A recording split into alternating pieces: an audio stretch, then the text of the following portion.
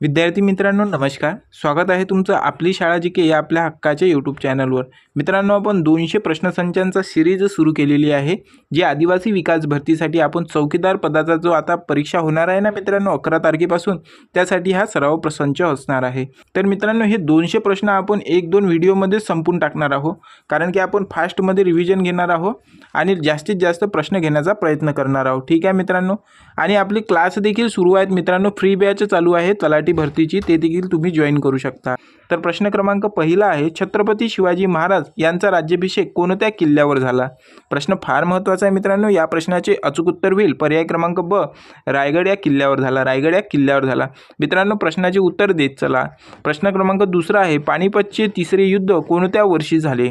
मित्रांनो प्रश्न आहे की पानिपतचे तिसरे युद्ध आहे मित्रांनो. प्रश्न लक्षात ठेवा की तिसरे युद्ध म्हणते कोणत्या वर्षी झाले.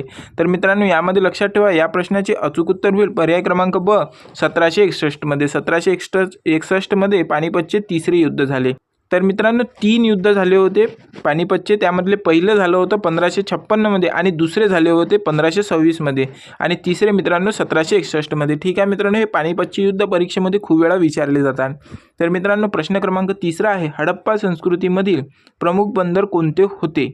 तर मित्रांनो या प्रश्नाचे अचूक उत्तर होईल पर्याय क्रमांक ए, लोथल. लोथल हे हडप्पा संस्कृतीमधील प्रमुख बंदर होते. प्रश्न क्रमांक चौथा आहे, 1857च्या उठावाची सुरुवात कोठून झाली होती? तर मित्रांनो हा प्रश्न खूप महत्त्वाचा आहे, परीक्षेमध्ये विचारला जातो. 1857वर IMP क्वेश्चन आहे. तर या मित्रांनो या प्रश्नाचे अचूक उत्तर होईल पर्याय क्रमांक बी, मेरठ येथून 1857च्या उठावाची सुरुवात झाली होती. पुढचा प्रश्न आहे, प्रश्न क्रमांक 5 आहे, स्वराज्य हा माझा जन्मसिद्ध हक्क आहे आणि तो मी मिळवणारच अशी घोषणा कोणी केली?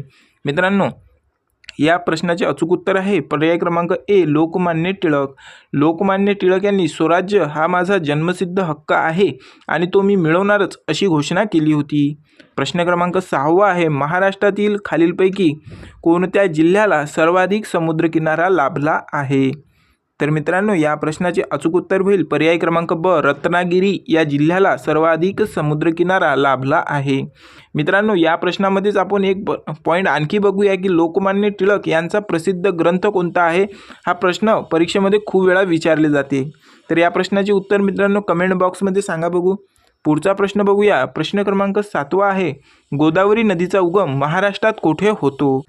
तर मित्रांनो ह्या प्रश्नाचे अचूक उत्तर होईल पर्याय क्रमांक ब, त्र्यंबकेश्वर नाशिक येथील गोदावरी नदीचा उगम होतो. मित्रांनो नदी प्रणालीवर खूप वेळा परीक्षेत प्रश्न विचारले जाते, त्यामुळे नदी प्रणाली हा टॉपिक करून जा. तर प्रश्न क्रमांक 8 आहे, भारतातील सर्वात मोठे गोड्या पाण्याचे सरोवर कोणते आहे? तर मित्रांनो या प्रश्नाचे अचूक उत्तर होईल पर्याय क्रमांक ब, वुलर सरोवर हे भारतातील सर्वात मोठे गोड्या पाण्याचे सरोवर आहे. मित्रांनो गोड्या पाण्याचे, खाऱ्या पाण्याचे अशा प्रकारचे प्रश्न विचारले जातात. प्रश्न क्रमांक 9 आहे, अमरावती जिल्ह्यातील प्रमुख थंड हवेचे ठिकाण कोणते आहे? तर मित्रांनो या प्रश्नाचे अचूक उत्तर होईल पर्याय क्रमांक ब, चिखलधारा. चिखलधारा हे अमरावती जिल्ह्यातील प्रमुख थंड हवेचे ठिकाण आहे. प्रश्न क्रमांक 10 आहे, भारताची मध्यवर्ती प्रमाणवेळ कोणत्या रेखावृत्तावरून निश्चित केली जाते? मित्रांनो या प्रश्नाचे अचूक उत्तर होईल पर्याय क्रमांक ए, 82.5 अंश पूर्व रेखावृत्तावरून. ठीक आहे मित्रांनो, पुढचा प्रश्न बघूया. प्रश्न क्रमांक 11 आहे, भारतीय राज्यघटनेचे शिल्पकार कोणाला म्हटले जाते? मित्रांनो प्रश्न फार महत्त्वाचा आहे, IMP आहे, नोट करून ठेवा.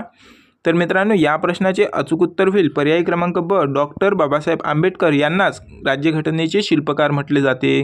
तर मित्रांनो कमेंटमध्ये सांगा की राज्यघटनेतील कोणत्या कलमाला BR आंबेडकर यांनी राज्यघटनेचा आत्मा म्हटलेला आहे? ठीक आहे मित्रांनो. प्रश्न क्रमांक 12 आहे, भारताच्या राष्ट्रपतींना पद व गोपनीयतेची शपथ कोण देतात? मित्रांनो प्रश्न फार महत्त्वाचा आहे. तर यामध्ये या प्रश्नाचे अचूक उत्तर होईल पर्याय क्रमांक सी. पर्याय क्रमांक सी, भारताचे सरन्यायाधीश हे राष्ट्रपतींना पद व गोपनीयतेची शपथ देतात. पुढचा प्रश्न बघूया मित्रांनो. प्रश्न क्रमांक 13 आहे, राज्यसभेचे पदसिद्ध अध्यक्ष खालीलपैकी कोण असतात? तर मित्रांनो या प्रश्नाचे अचूक उत्तर होईल पर्याय क्रमांक बी, उपराष्ट्रपती. उपराष्ट्रपती मित्रांनो हेच राज्यसभेचे पदसिद्ध अध्यक्ष असतात. मित्रांनो, प्रश्न आवडत असेल तर लाईक करत चला. त्यासोबतच तुमच्या मित्रांना देखील हा व्हिडिओ शेअर करा. ज्यांनी कोणी आदिवासी विकास भरतीचा फॉर्म भरला असेल तर मित्रांनो त्यांना हा व्हिडिओ शेअर करा. सोबतच कमेंटमध्ये सांगा की कोणाचे प्रश्न किती बरोबर येत आहेत.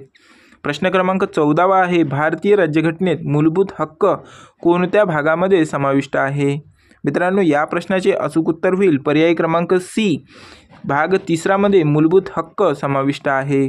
तर मित्रांनो, मूलभूत हक्कासाठी कलम आहे 12 ते 35. 12 ते 35. ठीक आहे मित्रांनो, हा देखील पॉईंट लक्षात ठेवा. पुढचा प्रश्न बघूया. महत्त्वाचे प्रश्न चालू आहेत मित्रांनो. प्रश्न क्रमांक 15 आहे, ग्रामपंचायतीच्या प्रशासकीय प्रमुख म्हणून खालीलपैकी कोण असतो? तर या प्रश्नाचे अचूक उत्तर होईल मित्रांनो पर्याय क्रमांक सी, ग्रामसेवक हा ग्रामपंचायतीचा प्रशासकीय प्रमुख असतो. मित्रांनो, आपण चौकीदार पदाच्या दृष्टीने हे प्रश्नसंच पाहत आहोत. प्रश्न क्रमांक 16 आहे, भारतातील केंद्रीय बँक म्हणून कोणती बँक काम पाहते? या प्रश्नाचे अचूक उत्तर होईल मित्रांनो पर्याय क्रमांक B, reserve bank of India ही बँक भारताचे केंद्रीय बँक म्हणून काम पाहते. सोबतच मित्रांनो, मराठीची सिरीज आपली सुरू झालेली आहे आपल्या यूट्यूब चॅनलवर. ते देखील तुम्ही तिथे क्लास बघू शकता. ही फ्री बॅच आहे, त्यामुळे कुठल्याही प्रकारचे तुम्हाला पैसे भरावे लागत नाही. आणि तुमच्या या आदिवासी विकास भरतीसाठी खूप महत्त्वाचे प्रश्न यामध्ये होणार आहे.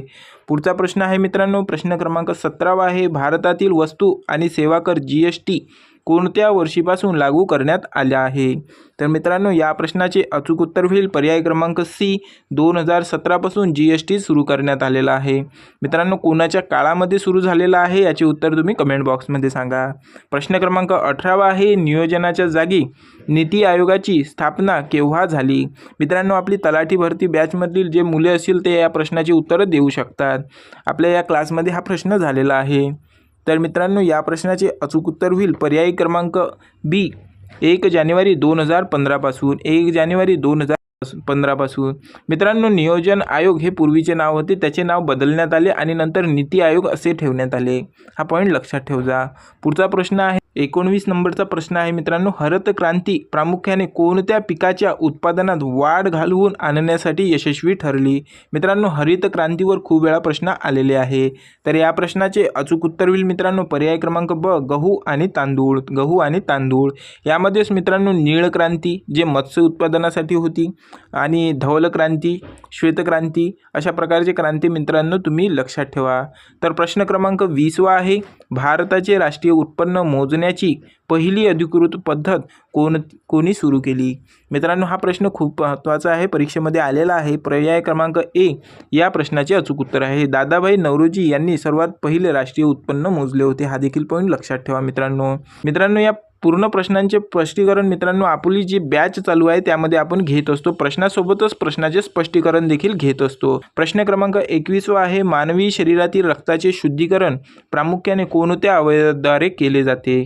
तर मित्रांनो, या प्रश्नाचे अचूक उत्तर होईल पर्याय क्रमांक डी, वृक्क म्हणजेच किडनीद्वारे शुद्धीकरण रक्ताचे केले जाते. प्रश्न क्रमांक 22 आहे, पाण्याचे रासायनिक सूत्र खालीलपैकी कोणते आहे? मित्रांनो, या प्रश्नाचे अचूक उत्तर आहे पर्याय क्रमांक बी, H2O. H2O हे पाण्याचे रासायनिक सूत्र आहे. प्रश्न क्रमांक 23 आहे, लोखंडाचे गंजणे ही कोणत्या प्रकारची रासायनिक प्रक्रिया आहे? तर मित्रांनो, या प्रश्नामध्ये लक्षात ठेवा की या प्रश्नाचे अचूक उत्तर होईल पर्याय क्रमांक ए, ऑक्सिडीकरण.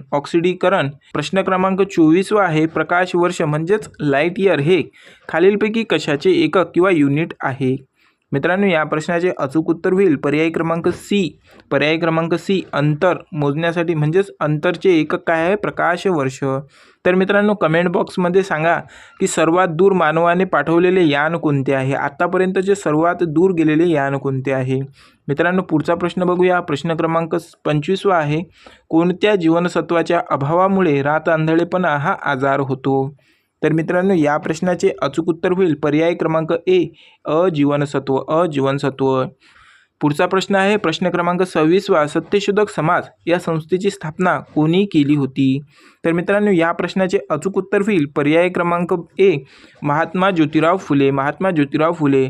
परंतु फक्त फरक एवढाच आहे मित्रांनो की आदिवासी विकास भरतीचा हा स्तर जो आहे तो एकदम सोपा आहे, त्यामुळे प्रश्नांची काठिण्य पातळी देखील सोपी आहे. परंतु आपल्या क्लासमध्ये मित्रांनो आपण काठिण्य पातळी डीपमध्ये नेत असतो आणि त्याचे सविस्तर देखील विवेचन बघत असतो. तर मित्रांनो, सत्यशोधक समाजामध्येच यामध्ये एक प्रश्न आहे की तुम्ही कमेंट बॉक्समध्ये सांगा, सत्यशोधक समाजाची स्थापना कधी झाली, त्याचे वर्ष आणि तारीख कोणती होती. त्यासोबतच मित्रांनो पुढचा प्रश्न बघूया. यामध्येच काही पॉईंट नोट करा बरं की डॉक्टर बाबासाहेब आंबेडकर यांचे मूकनायक छत्रपती शाहू महाराजांना आपण राजर्षी छत्रपती शाहू महाराजांना राजर्षी पदवी कोणी दिली. गोपाळ गणेश आगरकर यांचे कोणते प्रसिद्ध वृत्तपत्र होते. कमेंट बॉक्समध्ये सांगा बरं तुम्हाला या तिघांबद्दल कोणती कोणती माहिती आहे तर. ठीक आहे मित्रांनो, पुढचा प्रश्न बघूया. प्रश्न क्रमांक 27 आहे. अनाथांची माय म्हणून ओळखल्या जाणाऱ्या प्रसिद्ध समाजसुधारक कोण आहेत. प्रश्न क्रमांक 27चे अचूक उत्तर आहे मित्रांनो पर्याय क्रमांक बी, सिंधुताई सपकाळ. सिंधुताई सपकाळ. प्रश्न क्रमांक 28 आहे. राजर्षी शाहू महाराजांनी महाराष्ट्रात कोणत्या संस्थानात मोफत व सक्तीचे प्राथमिक शिक्षणाचा कायदा केला. प्रश्न फार महत्त्वाचे आहे मित्रांनो, यामध्ये लक्षात ठेवा. या प्रश्नाचे अचूक उत्तर होईल पर्याय क्रमांक बी, कोल्हापूर संस्थानात. कोल्हापूर संस्थानामध्ये मोफत व सक्तीचे शिक्षण करण्याचा कायदा केला होता मित्रांनो त्यांनी. ठीक आहे, पुढचा प्रश्न बघूया. प्रश्न क्रमांक 29 आहे. मराठी वृत्तपत्र सृष्टीचे जनक म्हणून कोणाला गौरव केला जातो. मित्रांनो, या प्रश्नाचे अचूक उत्तर होईल पर्याय क्रमांक ए, बाळशास्त्री जांभेकर यांनाच आपण मराठी वृत्तपत्र सृष्टीचे जनक म्हणतो. प्रश्न क्रमांक 30 आहे. गोपाळ गणेश आगरकर यांनी कोणते प्रसिद्ध वृत्तपत्र सुरू केले. तर मित्रांनो, या प्रश्नाचे अचूक उत्तर होईल पर्याय क्रमांक सी. पर्याय क्रमांक सी, सुधारक हे वृत्तपत्र गोपाळ गणेश आगरकर यांचे होते. पुढचा प्रश्न बघूया मित्रांनो. प्रश्न क्रमांक 31 आहे. मराठी भाषेत एकूण किती मुख्य वर्ण मानले जातात. तर या प्रश्नाचे अचूक उत्तर होईल मित्रांनो पर्याय क्रमांक ब, 48 वर्ण हे मराठी भाषेमध्ये एकूण मुख्य वर्ण मानले जातात. मित्रांनो, मराठी व्याकरणचे देखील आपण यामध्ये प्रश्न ॲड केलेले आहेत, त्यामुळे कुठल्याही प्रकारची तुम्हाला त्रास होणार नाही याची आपण पूर्ण काळजी घेतली आहे. परंतु मराठी विषयाचे सविस्तर प्रश्नांचे विवेचन बघण्यासाठी आपली क्लास सुरू आहेत मित्रांनो. ही फ्री सप्लिमेंटरी बॅच आहे, त्यामध्ये तुम्ही सर्वच्या सर्व प्रश्नांचे सविस्तर विवेचन देखील बघू शकता आणि तुमच्या आदिवासी विकास भरतीसाठी खूप महत्त्वाचे हे देखील क्लास होणार आहे. तर मित्रांनो, पुढचा प्रश्न बघूया. प्रश्न क्रमांक 32 आहे. सुंदर या शब्दाचा खालीलपैकी भाववाचक नाम कोणते होईल. तर या प्रश्नाचे अचूक उत्तर आहे मित्रांनो पर्याय क्रमांक ए, सौंदर्य. सौंदर्य. मित्रांनो, आपले टेलिग्राम चॅनल देखील आहे, ते देखील तुम्ही जॉईन करून घ्या, कारण मित्रांनो त्यावर आपण सर्व परीक्षेची अपडेट सोबतच सर्व आपले जे क्लास झालेले आहे त्याची PDF देखील अपलोड करत असतो आणि क्विज देखील त्यावर होत असतात. प्रश्नांची माहिती देखील त्यावर आपण सांगत असतो. पुढचा प्रश्न बघूया मित्रांनो. प्रश्न क्रमांक 33 आहे. मुलांनी अभ्यास पूर्ण केला या वाक्यातील क्रियापदाचा काळ ओळखा.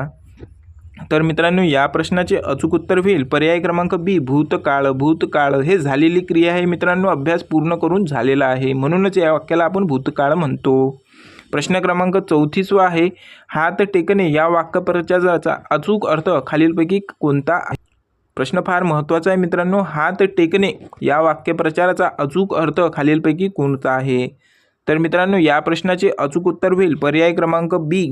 पर्याय क्रमांक बी, पराभव स्वीकारणे. पराभव स्वीकारणे. हात टेकणे म्हणजेच काय तर पराभव स्वीकारणे. मदत करणे म्हणजे हात पुढे करणे मित्रांनो. ठीक आहे, त्यासोबतच नमस्कार करणे, एखाद्याला आदर करणे, काम करणे, एखाद्याचे काम करून देणे, अशा प्रकारचे. पुढचा प्रश्न बघूया. प्रश्न क्रमांक 35 आहे. सूर्य या शब्दाला समानार्थी नसलेला शब्द ओळखा. तर या प्रश्नाचे अचूक उत्तर होईल मित्रांनो पर्याय क्रमांक बी, शशांक. याला सूर्य म्हणत नाही. ठीक आहे मित्रांनो, मित्र, दिनकर, भास्कर हे झाले सूर्याचे समानार्थी शब्द, परंतु शशांक हे आपण चंद्राला म्हणतो आहे. तर मित्रांनो, आपण 200 प्रश्नांपैकी आज 35 प्रश्न पाहिलेले आहेत. पुढच्या क्लासमध्ये आपण जास्तीत जास्त प्रश्न कव्हर करण्याचा प्रयत्न करू आणि लवकरात लवकर आपले हे 200 प्रश्न संपवून टाकू. ठीक आहे मित्रांनो, आणि त्यानंतर आपण एक मोठा क्लास देखील अपलोड करून टाकू, ज्यामध्ये आपण जास्तीत जास्त प्रश्न एकाखट्टी घेण्याचा प्रयत्न करू. अजूनपर्यंत चॅनल सबस्क्राईब केले नसेल तर मित्रांनो आत्ताच करून टाका. सोबतच आपले टेलिग्राम चॅनल देखील जॉईन करा आणि तुमच्या मित्रांपर्यंत देखील हा व्हिडिओ पोहोचवा. आपली तलाठी भरतीची देखील बॅच सुरू आहे, ते देखील तुम्ही बघू शकता मित्रांनो. फ्री ऑफ कॉस्ट बॅच आहे, आपल्या यूट्यूब चॅनलवरच चालू आहे. आणि मराठीचा देखील क्लास सुरू आहे, ते देखील फ्रीच बॅच चालू आहे. ती सप्लिमेंटरी क्लास आहे मित्रांनो. आपल्या या तलाठी भरती बॅच सोबतच आपण फ्री गिफ्ट म्हणून ती बॅच दिलेली आहे. ठीक आहे मित्रांनो, मराठीचा देखील तुम्ही क्लास बघू शकता. चला तर मित्रांनो, पुढच्या प्रश्नांमध्ये लवकरच भेटूया. उद्यापर्यंत हा व्हिडिओ अपलोड करतो, ज्यामध्ये आपले जास्तीत जास्त प्रश्न घेण्याचा प्रयत्न करतो. ठीक आहे, पुढच्या प्रश्नसंचांमध्ये भेटूया. तोपर्यंत धन्यवाद.